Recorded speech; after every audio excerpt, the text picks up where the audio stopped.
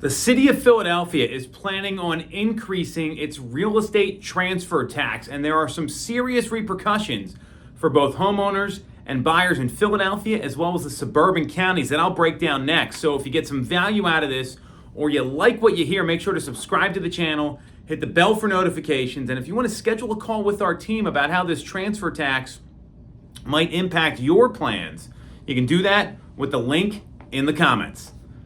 The city of Philadelphia is planning on increasing its real estate transfer tax by 0.3%, which makes it higher than it is right now, but it's already the highest in the country out of any of the municipalities that are out there. So this is already a high number that's just going to get bigger. And this is not good news for home buyers and home sellers looking to buy in the city, because transfer tax is typically split. Obviously, that can be negotiated. In the agreement of sale, it says it's split evenly between buyer and seller in Pennsylvania.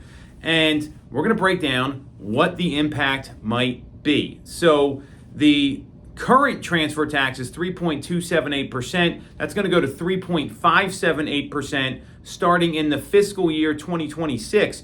But that actually really starts in July of 2025, thanks to Mayor Sherelle Parker and her plans. And it may sound small, but this can really add up on a $300,000 home. The current tax is about $12,834, and that would now go to $13,134, or an extra $300 out of pocket.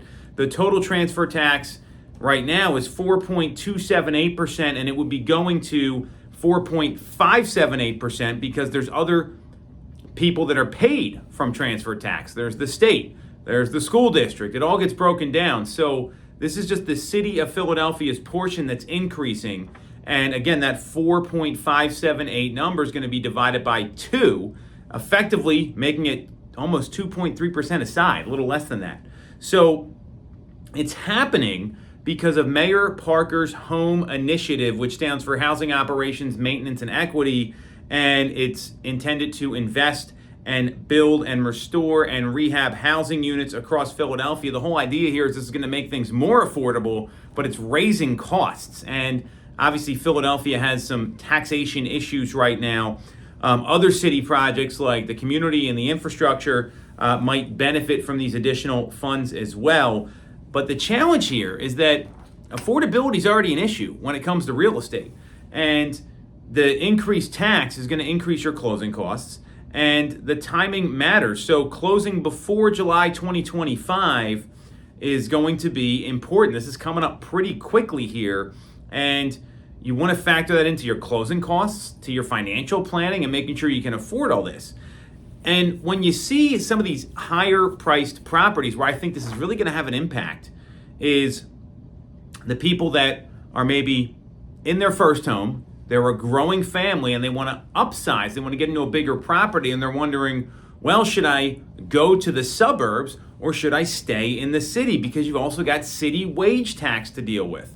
Philadelphia city wage tax, it taxes your earned income on an annual basis. So for people that are high earners that are thinking about maybe moving from like a $500,000 home to an $800,000 home or $1 million property, well, now not only would you be giving yourself a raise by moving to the suburban counties? So anyone who lives in Philadelphia right now, they owe the city wage tax. It's over 3.8%. It's 3.83 and change percent on your earned income. And then there's the people that work in Philadelphia but don't live there. They're non-residents. They pay 3.448% on their earned income. So just by moving out of the city, you're saving 0.4% on your annual income. Well, now you got to factor this transfer tax in.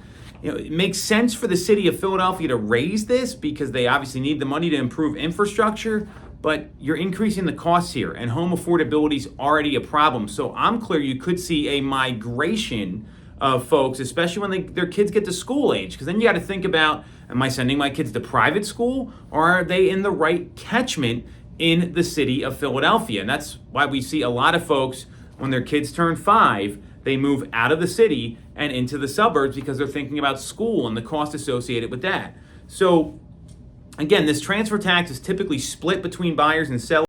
Everyone's going to feel the pinch.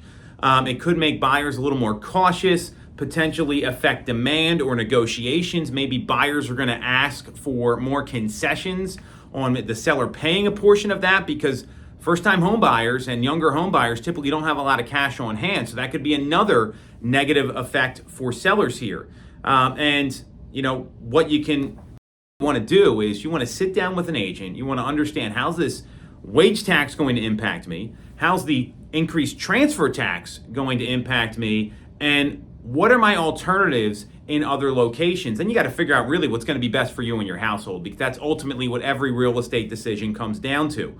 So the home initiative, it could, certainly boost property values and improve housing in neighborhoods, but it also, may not have the effect that a lot of people hope for. So another cost you need to be aware of, and a good agent should be going over all of this with you.